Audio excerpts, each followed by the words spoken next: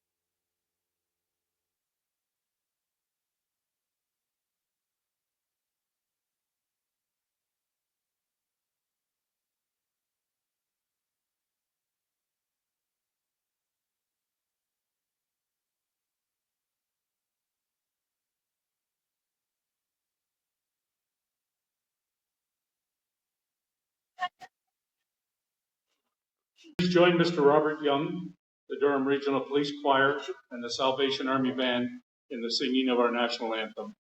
Mr. Young.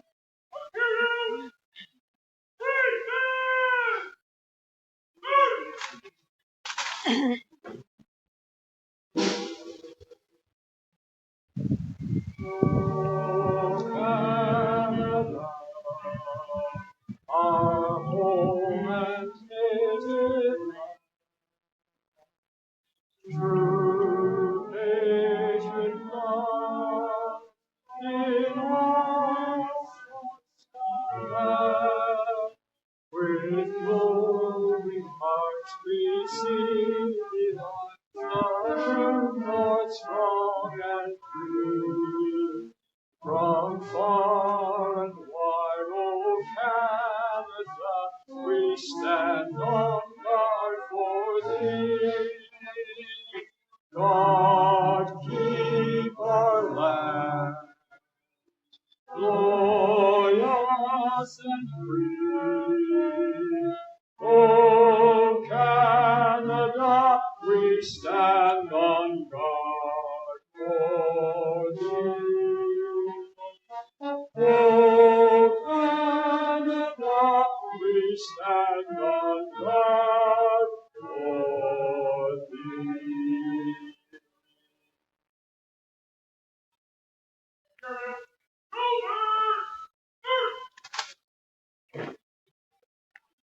The city of Oshawa is situated on lands within the traditional and treaty territory of the Mississauga, the Chippewa, Abenaki, and the signatories of the Williams Treaties, which include the Mississaugas of Scugog Island, Curve Lake, Hiawatha, and Alderville First Nations, and the Chippewas of Georgina Island, Rama, and Bosa Lake First Nations. We are grateful for the Abenaki who have cared for the land and waters within this territory since time immemorial.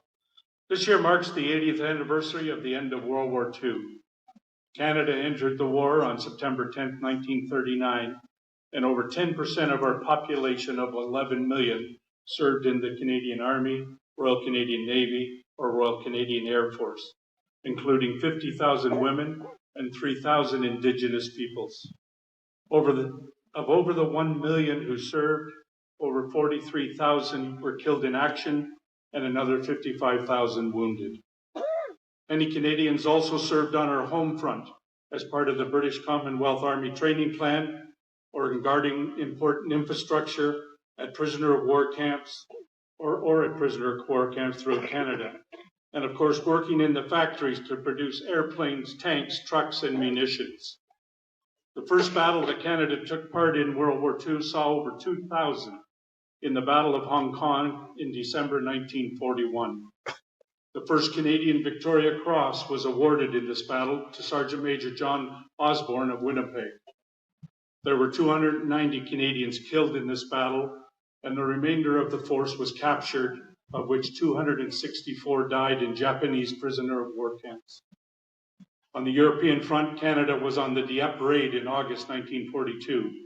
Operation Husky, the landing in Sicily and start of the Italian campaign in July 1943. And of course, D-Day on June 6, 1944. Canada was also a big part of the liberation of the Netherlands. And in fact, that is where our own Ontario Regiment ended the war on VE, Victory in Europe Day, May the 8th, 1945. However, the regiment would not return home until November. And on November 29th, 1945, the regiment returned to Oshawa, and the city of Oshawa celebrated the Ontario Regiment's return with a reunion right here in Memorial Park. While the war was over in Europe in May 1945, World War II didn't end until the Japanese surrender on August the 15th, 1945. VJ Day, Victory in Japan Day, was celebrated.